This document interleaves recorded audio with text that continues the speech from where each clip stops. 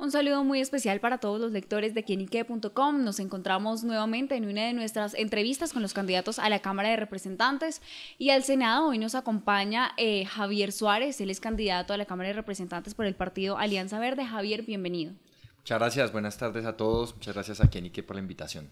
Javier, bueno, hablemos un poco de usted. Usted ha sido director del IDRD, también es economista, pero cuéntenos un poco más de su experiencia laboral y de su vida.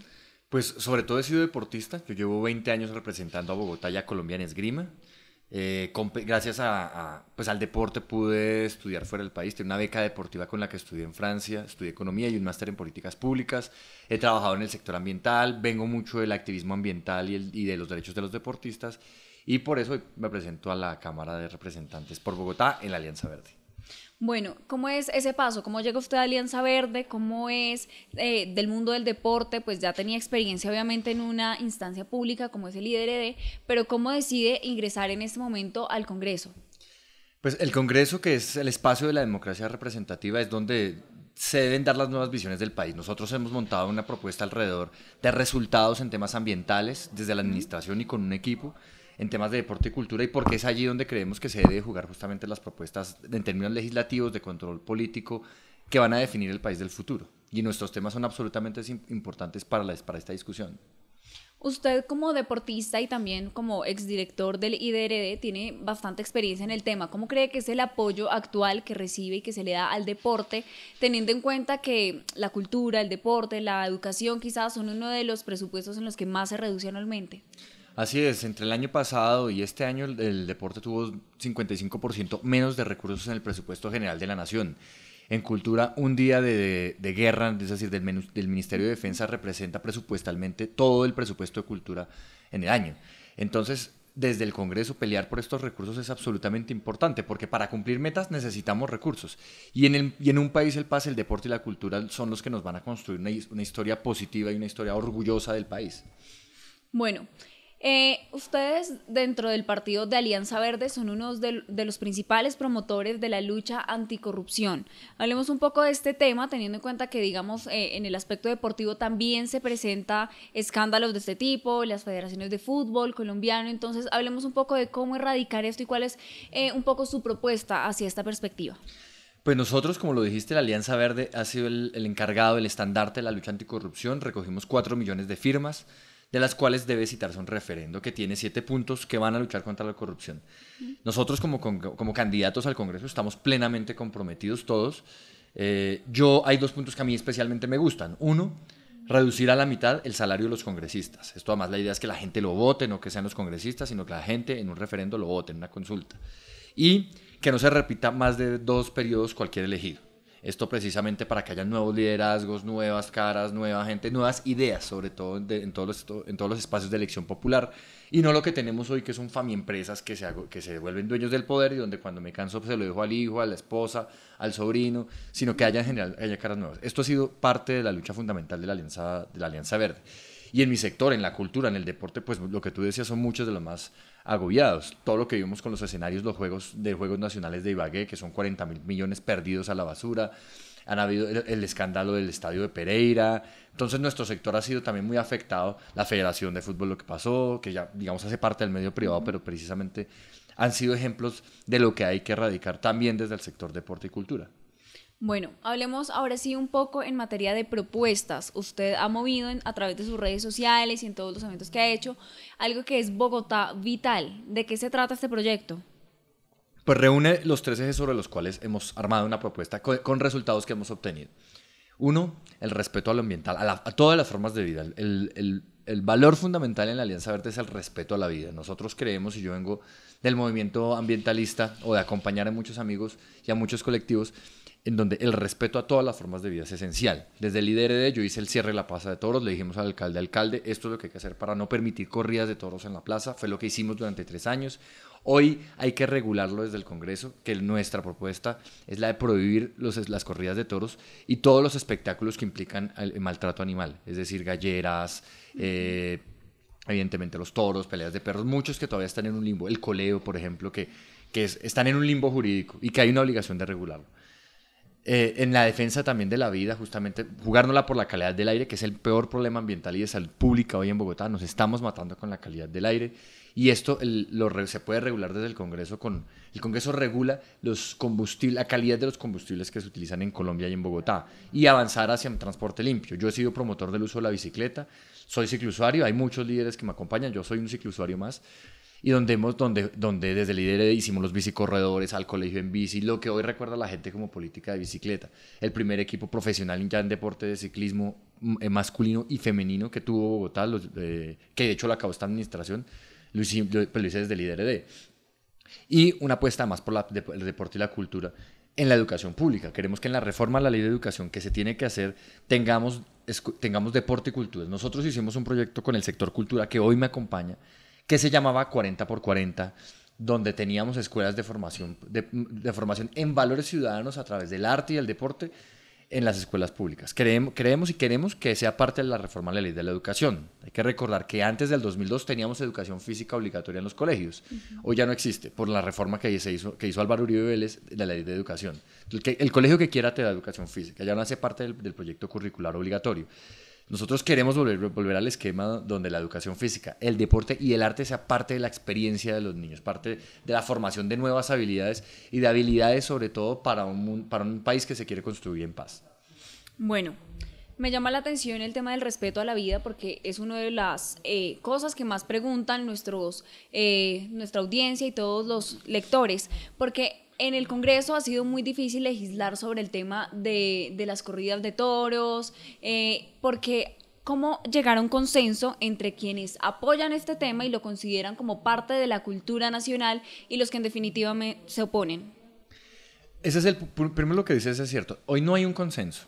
Dos, hay gente que quiere llegar a un consenso o dice querer llegar a un consenso, pero sus partidos son partidos tradicionales, que defienden los toros, que defienden las galleras, que defienden las corralejas. Entonces, lo que ha dicho la Corte primero, hay dos puntos en específico que es importante en este punto, de protección animal y de las corridas de toros. Uno, que hay una sentencia de la Corte que obliga al legislador, es decir, al Congreso, a regular la práctica de los toros y otros aspectos, digamos, del espectáculos con maltrato animal.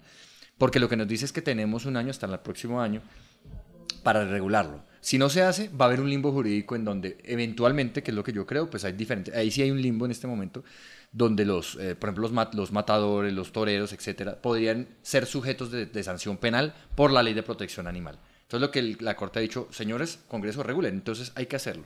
Pero el poder de los taurinos, que es sobre todo una clase tradicional, de los que van a los toros, que además la Corte ha dicho que no es un movimiento, que no es una minoría que necesite especial protección, como los indígenas o afros. La Corte lo ha dicho. Precisamente lo que tienen que entender y tenemos que entender es que hay que avanzar hacia un mundo en donde hoy reconocemos que la dignidad de nuestra especie, la dignidad humana, pasa por la protección de los seres sintientes que hoy reconoce la ley como que son los animales. Y allí hay que regular, hay que prohibir. Hay diferentes propuestas de otros partidos y otros candidatos. La nuestra es que hay que prohibir toros, coleo, todos los espectáculos que impliquen maltrato animal. Y hacer un acuerdo nacional. Hoy solamente hay 8 países en el mundo que todavía los toros es permitido. Ni siquiera en España. En Cataluña ya las plazas en Barcelona, la plaza de toros que era tradicional es un centro comercial. Entonces esa es la modernidad que hay que entender y que los que estemos en el Congreso sea gente joven, gente diferente, que entienda la modernidad hacia la que debería ir el país. Bueno, también en tema de propuestas, usted tiene una inclinada en el tema de transportes, más específicamente hacia los biciusuarios. ¿De qué se trata este tema y cómo les puede ayudar, teniendo en cuenta la situación que viven actualmente, que se quejan de la inseguridad, de la falta de tolerancia de los conductores, motociclistas, entre otros? ¿Cómo solucionar esta brecha? Hoy, yo soy ciclousuario y hoy los mayores problemas para el incentivar el uso de la bicicleta son la seguridad vial y la seguridad personal. Y en realidad no hay unos incentivos y una dignidad real a los que andamos en bicicleta. Nosotros hemos construido una ciudad y una sociedad en donde si usted tiene carro es más importante. Si tiene un carro grande y con vidrios negros y con escoltas es más importante que el del carro pequeño. Ese es el paradigma social. Cuando hay una igualdad de derechos, que es lo que nos dice la Constitución. Entonces, hoy en Bogotá la realidad es que hay 600.000 viajes diarios. Es decir, alrededor de unas 300.000 personas que son los trabajadores, los estudiantes, que además se ahorran 200 o 300.000 pesos que costaría Transmilenio, que es medio salario mínimo prácticamente, que existen. Entonces hay que reconocerlos y protegerlos. Desde el gobierno nacional primero, o desde el Congreso, tenemos que hacer un control político decidido a las normas en Bogotá y a que, lo que tú decías primero, hay una ley que gestiona el Partido Verde, que es la ley 1811 o llamada ley Provici, que ya nos da unos derechos a los ciclusuarios. La gente no la conoce y los que menos la conocen es el resto de actores de la vía y ni siquiera la policía. Hay que hacer allí un trabajo pedagógico y un trabajo de control político para que la policía se informe y las administraciones, digamos, municipales y las secretarías de movilidad. Pero además tenemos un llamado importante y es el año pasado en el Foro Nacional de la Bicicleta, yo estuve, pues muchos ciclusuarios, y estaba el viceministro de Transporte, que muy, digamos, elegantemente y con mucho orgullo decía que tenía 2.000 millones para toda la bicicleta en el país. Eso es absurdo en un país. Es decir, nosotros en el líder del programa Pedalea por Bogotá nos costaba 2.000 millones al año. Que es decir, una ciudad, el programa de una ciudad es el mismo presupuesto, un solo programa de una ciudad de bicicleta, no el resto, era el mismo presupuesto que lo que tiene la nación para bicicleta en un año. Nosotros, que ha sido un fruto de la lucha de los movimientos de ciclistas urbanos en Latinoamérica, tenemos una propuesta y es luchárnosla por el 5% del presupuesto de transportes para la bicicleta. Esos son 270.000 millones. ¿Qué significa eso? Que hay plata para la pedagogía con el resto de actores de la vía, para la seguridad vial, que es uno de los mayores problemas, sobre todo para los ciclistas de ruta o para los que se desplazan en bicicleta entre municipios, y para la seguridad física en Bogotá y donde ha aumentado casi el doble el robo de bicicletas, sí. Y donde podemos volver a un esquema, como había hace unos 6 años, que habían unos guardianes de ciclorruta específicamente para los ciclusuarios.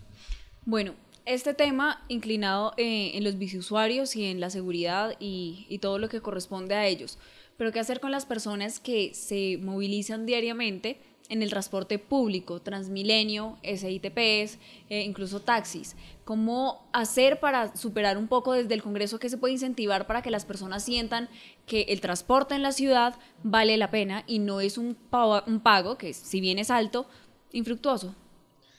Sí, hay dos cosas. Uno, que debemos avanzar hacia un verdadero sistema integrado de transporte público, multimodal, que hoy no tenemos. Incluso lo que hace el COMPES 3900, que fue el último aprobado para la cofinanciación de la Nación hacia Bogotá, lo que nos arma es una red de Transmilenio, que es lo que quiere Peñalosa, que nosotros nos hemos opuesto, que es una gran red de Transmilenio alimentada por una línea de metro chiquita.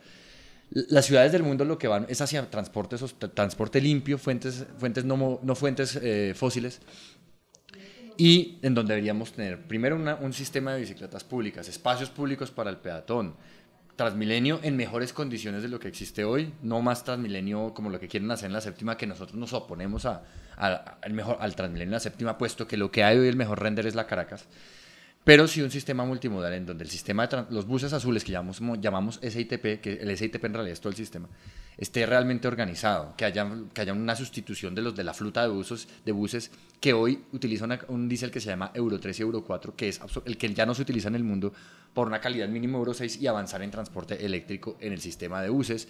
Y las propuestas que echó atrás Peñalosa, es decir, el tranvía, que ya tenía una PP aprobada, el Metrocable, por ejemplo, de San Cristóbal, que ya lo echó atrás y que ya estaba con estudios y diseños, los estudios, la Boyacá, incluso el Transmilenio limpio en la Boyacá y en la 68, que ya tenía estudios y diseños, que solamente necesitaba financiación. Entonces, realmente es avanzar en el largo plazo y en el mediano plazo, desde lo que hace el Congreso, que es a un sistema realmente intermodal de transporte público. Y en el caso de lo que hay hoy, que es la fase 1 y fase 2 de Transmilenio, mejorar los contratos que se deben renegociar ahora, que implica el cambio de buses que deben llevar energía eléctrica, o híbridos, que estaba en la licitación anterior, que dejó la administración anterior, con mínimo un 50%, que hoy queremos devolverlo al 10%, que para hablar de otro tema, digamos, conectado, es que hoy nos estamos matando con la calidad del aire en Bogotá, que es fundamentalmente por el diésel, la cantidad de buses, camiones que están en Bogotá que queman diésel, y donde nuestros estándares de contaminación de material particulado son el doble de los permitidos de la Organización Mundial de la Salud. Estamos realmente casi como hoy, de hecho, en Medellín, donde se declara una emergencia ambiental por la calidad del aire. ¿Cuáles son las posibilidades de que Bogotá llegue a un nivel, hablando del aire, que llegue al mismo nivel que tiene en este momento Medellín? ¿Qué tan lejos estamos de esta realidad? Quizás la gente pocas veces le da la importancia que merece este tema, y en el Congreso también se ha visto que los temas ambientales se van dejando de lado y quedan en el fondo del vaso, pero jamás se tocan realmente. ¿Qué está pasando con esto? Primero hay unos intereses marcados porque el diésel es quienes venden el diésel, Transmilenio, es decir, hay unos poderes económicos detrás muy marcados. Nosotros estamos del lado de las economías limpias, es decir, no estamos hablando de estatizar Transmilenio, sino que se deben promover son los negocios limpios y la economía limpia y el transporte limpio. ¿Qué es lo que pasa además respecto a la calidad del aire? Nosotros venimos con esto, digamos, con este trabajo hace varios años, pero hoy es cuando la gente empieza a sentirlo y nos empezamos a ver. Todos los días quienes viven cerca en los cerros, desde Usaquén hasta Usme, ven la capa de contaminación que cada vez es peor, que antes no era todos los días, ahora es todos los días. Es decir, realmente estamos a puertas de una emergencia ambiental. Pero además en Bogotá no tenemos un verdadero sistema de monitoreo del aire que funcione realmente.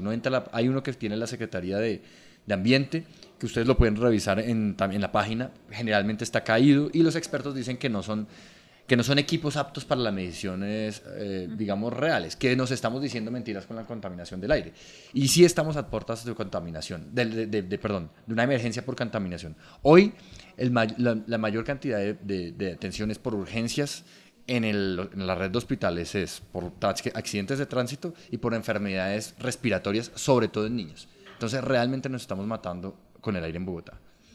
Bueno, yo quiero que hablemos un poco de la campaña que ustedes han llevado a cabo, porque digamos muchos de los eventos también los han hecho en Teatrón, en diferentes, y mueven como la tendencia de agrupar a diferentes culturas, sociedades, y eso. Cuéntenos un poco de este proceso de campaña que han desarrollado pues obviamente durante el último mes.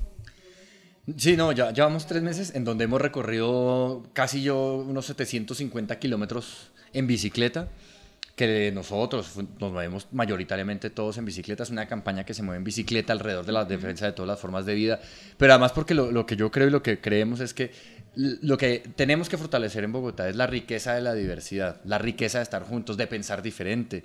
Esa riqueza es lo que representa Bogotá.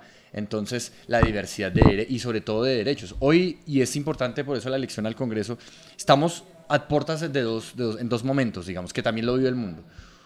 Unas propuestas del progresismo, digamos, de ir a seguir avanzando en términos de libertades, no solamente de acuerdos climáticos, de entender que la realidad que nos une fuera de la discusión ideológica es la lucha contra el cambio climático, la defensa de todas las formas de vida, que el arte, el deporte y la cultura son la forma justamente de promover la riqueza de las ciudades, o esa es nuestra vía y eso es incluso el debate hoy en el mundo.